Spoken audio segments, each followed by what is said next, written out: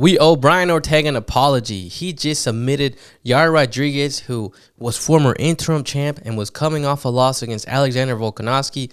A lot of people countered him out. A lot of people were really upset that he was still ranked in the rankings and just getting a lot of hate, right, for being off for so long and that he's irrelevant now and things like that. But he went in there and submitted Yair and looked really, really nice in there. He rolled his ankle in the introduction, then gets rocked in the first round, and he comes back, recovers, and gets a nice submission. I do a recap of UFC Mexico and talk about other UFC news. Stay tuned. Hey guys, welcome to the False Night Podcast here with episode 298. This is your host, Alvaro. One thing that's kind of cool, episode 299 is for UFC 299, so that's pretty cool, pretty neat. So guys, today's episode is going to be kind of short, to be honest with you, because from now I'm going to just watch fights, make predictions, write a lot of notes for UFC 299.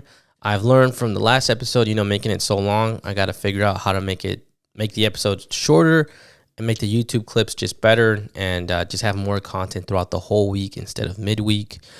So today's episode is, UFC Mexico. I want to talk about Ilia Topuria and a little bit about Henry Cejudo as well. But just kind of a recap of UFC Mexico and kind of things that unfold, right? Because it was a really good card and it was fun and it was exciting to watch. So let's talk about real quick just these three fights, briefly. Manuel Torres versus Chris Duncan. Very impressive from Manuel Torres. Yasmin, don't know how to say your last name, versus Sam Hughes. And then you had Daniel Zellhuber versus Francisco Prado. That fight was good. The Yasmin fight was good as well. Very entertaining, and it was a good night for Mexicans. Most of them won, if not all of them. Brandon Royval is American, but yeah, he looks Latino, so a good day for Mexicans, I would think. But that was that card and those fights. And those fights were very entertaining, and just the energy at UFC Mexico felt nice. It was cool. Maybe because I'm Mexican, that's why I was just like, man, this is awesome that the UFC did this. So yeah. And guys, real quick, I haven't been posting a lot either because I've been sick. If you can't hear it, I'm still kind of recovering. Last episode, I sounded sick because I was getting sick, and it was just a tough week, to be honest with you guys. So apologize for not posting a lot at all towards the end of the week. I was just dying inside, man. So that's that. So that was those three fights. Raul Rosas and I can't say that. I don't even know the other guy's name. But that fight got canceled because Raul Rosas had some illness. I'm not really sure what happened there. And it's kind of weird that a fighter basically calls off a fight minutes before it starts. So supposedly it's scheduled for the Apex this Saturday, but the guy that he's supposed fighting doesn't say that he doesn't have a signed contract. So who knows if the Raul Rosas fight's still going to happen. But kind of sucks for Raul Rosas because it was a good time for him to showcase his skills in front of Mexican people and just have that support, right? And just kind of build his stock as a fighter. All right, so let's move into the co-main event, which is Yair Rodriguez versus Brian Ortega. So first thoughts and feelings coming into this fight. I was like, this is a good fight.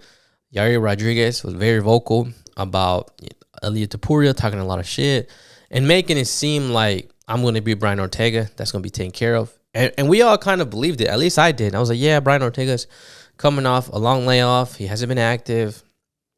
So I can see Yair winning this one in a decision or possibly a TKO. So, Yair's having this energy and attitude like, I'm going to be Brian. It's going to be fine, right? So, I'm like, okay, hopefully he puts out a good performance where he's worthy of fighting Ilia Topuria. And that's the energy that he was giving off, and that's how I was feeling. So, and for Brian, I was like, damn, he's being thrown into Yair Rodriguez right off the rip, coming off, how many years he was off, and apparently all the things that he went through, coming in and fighting Yair Rodriguez, that's a hard fight. So I was like, damn, I guess, right, for Brian. But yeah, that was my first feelings. I was like, okay, Yair's just going to run through him, beat him, and get ready for Ilia. Like, that was it. That's how I felt. But, going into this fight, Brian Ortega rolled his ankle And again, in the first round, he gets rocked. I'm thinking Yair's going to win this. Like, he's going to finish him. And somehow, some way, Brian Ortega recovers and is somewhat back, right? And then the end of the first, and go into the second, Brian Ortega's looking somewhat there, not all the way there. And then he finishes him in the third, if I'm not mistaken. If not, yeah, it had to be in the third, right? And then finishes him with the nice submission. And I was like, wow, like to bounce back like that. And basically everybody wrote you off for this fight. And, you know, you're kind of put in a position like, what do you do with Brian? And what do you do with Yair Rodriguez? Like, what happens here? Because everyone thought that Yair was going to win. And you know, it would make sense to make fights for Yair. And there's even some fights for Brian there. And at least I felt like everything was kind of calculated and going to go a certain way. And Brian Ortega winning just kind of messed that up a little bit and kind of, I think, shocked a lot of people. So a lot of respect to Brian Ortega, you know, for bouncing back and having such a good performance like that, and just getting a submission. And I mean, he could fight, you know, Volkanovski. He could fight Ilia Topuria. Josh Emmett would be good with him. I mean, even Bryce Mitchell. And same thing with Yair. I think Yair Rodriguez makes sense. I think he fought, I'm not sure if he fought Josh Emmett, but I think he did. But, you know, someone like Josh Emmett, Bryce Mitchell, trying to think who else would be somewhat, because obviously he can't fight Volkanovski, not Max, no one like top tier, but, you know, mid tier to kind of see if Yair Rodriguez can bounce back, you know, be an interim champ. Oh, well, that fight was against Josh Emmett. You know, be an interim champ, things like that. And it's just like, you know, what do you do with Yair, right? So I think a fight like Bryce Mitchell makes sense for Yair Rodriguez. You know, both of them coming off losses. They can make that fight happen. And for Brian Ortega, hey, man, he was so close to becoming the featherweight champion against Volkanovski. And if he has another nice win for him, you know, against a top-tier guy like a Max Holloway or Volkanovski, you know, he's right there for a title shot. It makes sense. It makes a lot of sense. So that was, you know, the co-main. Very good fight. Very entertaining. And they put on a show. They really did. And I believe Brian Ortega got $50K for that. So good for him. And I know he was openly talking about some stuff that he was going through with, like, losing friends and, you know, like, you know, personal issues. And it seems like it really messed him up. And I thought it was pretty cool that he talked about that a little bit and he mentioned that. And it's cool to see him in the octagon and doing his thing, doing what he loves, doing what he's doing what he's good at, and just seeing him perform. And I mean, just well deserved. And, you know, hopefully he takes care of, you know, his personal life. And I wish him nothing but the best for Brian Ortega. And for Yair, you know, Yair Rodriguez is fine. He just has to figure it out and execute. That's it.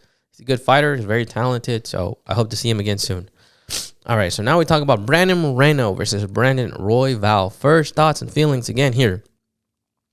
So this fight was not the original fight. Brandon Moreno was supposed to fight someone else. And then Brandon Royval stepped up like on a 4-week notice, took the fight, and is fighting Brandon Moreno now. Brandon Royval recently fought Pantoja for the title a few months ago, and it was a pretty brutal fight. So to see Brandon Royval to come back and already fight again, kind of a quick turnaround, it's pretty impressive from Royval. So, you know, in the past, I was like, okay, this is 3 weeks notice. So Brandon Royval, you know, has to train and has to get into camp. And I was like, the damage he took on that last fight, I know you have a lot of weeks to work with, but I feel like those weeks are kind of focused on weight, depending how good he keeps his weight off when he's off camp.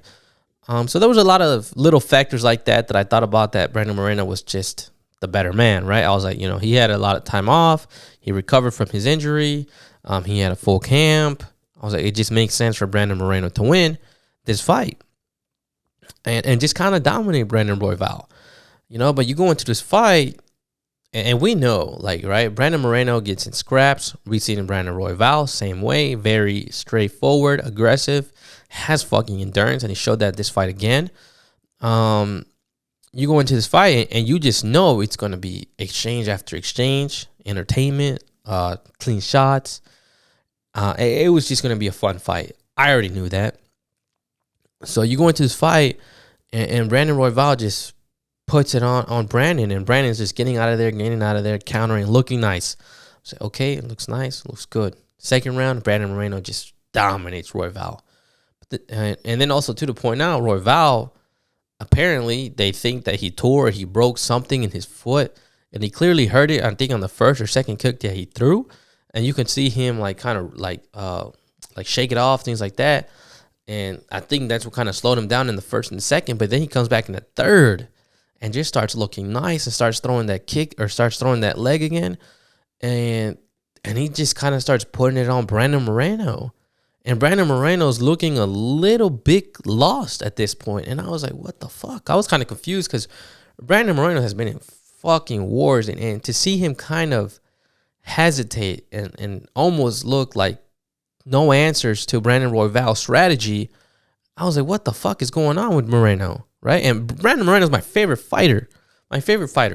And I was just cool. I was like, what the fuck, man? And I love Brandon, and I love you, Brandon, and I'm sorry, I don't mean to hate on you or anything when I'm talking like this, but, in the third round, you see Royval just start getting the edge over Moreno. And again, Moreno does well. He bounces back, but then you go into the fifth, and Royval's just still putting it on Moreno and just coming after him just nonstop.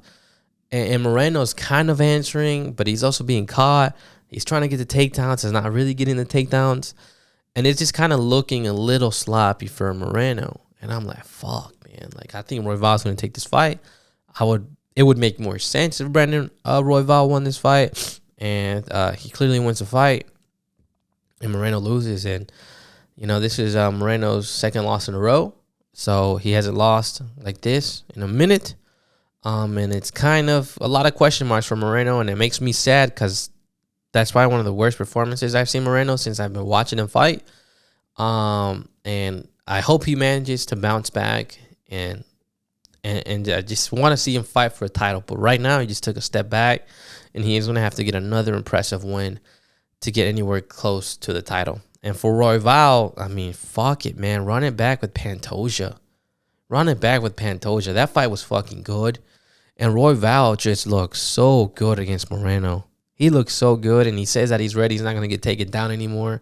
And I was like, bro, if he can stop the takedowns against Pantoja, I can see him getting the edge over Pantoja, but Pantoja ain't no fucking joke. So I would like to see Royval fight for the title. It makes sense. I know there's a few other names there, but fuck it, man. If Royval didn't really break or tear anything, then I want to see him fight for a title. But if he did, it makes sense. Let Pantoja fight someone else in the division, and we move on. But very impressive by Royval, and I would not be surprised if we get to see him champion, eventually or pretty soon.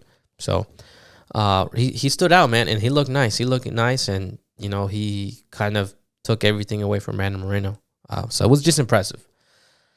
So yeah, and now you kind of think and a little bit towards where I'm gonna transition to the Henry Cejudo talk. But Brandon Moreno was like, "What do you do?" Henry Cejudo coming off a devastating loss to Merab. And Henry Cejudo says that he's not going to retire, this and that. And I thought it was kind of strange for Cejudo. Like, why doesn't he want to retire? Why does he want to keep fighting? If he does love fighting and he wants to keep fighting, it makes sense. Keep fucking fighting, bro. If that's what you love doing and that's what you want to do, go for it, right? Keep fucking fighting. I just don't understand why he retired in the first place. Like, I don't get it. If you were going to come back 3 years later, you could have just kept fighting, bro. And, made your legacy better or worse. Either one, right? So I'm not really sure why the decisions were made for Henry Cejudo, to come back and want to keep fighting. I thought he would be done after Merab, because he's going to rack up. He needs to rack up like 2 wins, two really good wins to just be in the conversation for a title. So, I'm curious to wonder what his motivation is to keep fighting. But anyways, after Brandon Moreno losing, he calls out Brandon Moreno. Apparently they have a little beef going on from the past, things like that. Henry Cejudo helped Figueiredo, and that was a little bit of the drama recently. And I don't know too much about it before, but it seems like back in the back when Moreno was trying to make what was it called? The Ultimate Fighter, back when he was in there. I don't know. I don't know what the drama is there, right? But they have a little bit of drama. And Henry Cejudo says, let's fight. We're both coming off losses. And it's a good fight for Moreno. But my question is, Brandon Moreno still has, not my question, but my thought is that Brandon Moreno still has some left in him. Like, right, there's still more there. And for Henry Cejudo, it seems like he's just trying to make a fight. And if this fight doesn't make any sense for Brandon Moreno, like if he wins, does that help him get closer to a title fight? If it does help him, it makes sense for him to take the fight. But if it doesn't make sense for Cejudo and Moreno to fight. It doesn't make any sense for Moreno. Like it's just a fun fight and that's it. Like that's just not good. And I want Moreno to be fighting to get closer to a title, to eventually get a title shot, and then be fighting for the title. That's what I want Brandon Moreno to do. For Henry Cejudo, I get it. You want to make a good fight. You want to sell some pay-per-views probably with Brandon Moreno. Like, that's the fight to make. But, there's nothing to gain besides a good, entertaining fight from that. So, I don't know, man. I think Brandon Moreno shouldn't fight Henry Cejudo and should focus on the division and fight somebody that would get him closer to his goals. But we'll see, man. It would be a fun fight, and I wouldn't be too upset if it happened, to be honest. So, that's that. So let's move on to the last thing. I want to talk about Ilia Topuria for a little bit. I've been making a lot of content about Ilia Topuria, and it's crazy how much he's been fucking just blowing up recently. Obviously knocks out Alexander Volkanovski, vicious KO, collaboration post with Real Madrid. He's gifted an Aston Martin. And then he's honored at the Santiago Bernabeu, Real Madrid versus Sevilla, where there's superstars like Vinicius Jr., Sergio Ramos, Toni Kroos, Luka Modric, Nacho Fernandez. What's his name? The World Cup winner, man, the left back. Fuck, I forgot his name. But you have a lot of superstars in that pitch. And then think about the famous people that are in that stadium. And then think about the caliber and level of a stadium like the Santiago Bernabeu, one of the most iconic stadiums in the world for football, soccer. He's honored there. All these people just watching him kick a fucking soccer ball with his UFC belt. And then today, being February 27th, when I don't know when this happened, yesterday or today, he's granted Spanish citizenship by the Prime Minister. It's of Spain. And I'm starting to think, how big is this motherfucker going to go? So you just see him just, rocket, to the moon. And he's just going up. Like his stock is just going up. Apparently, there's a picture of him.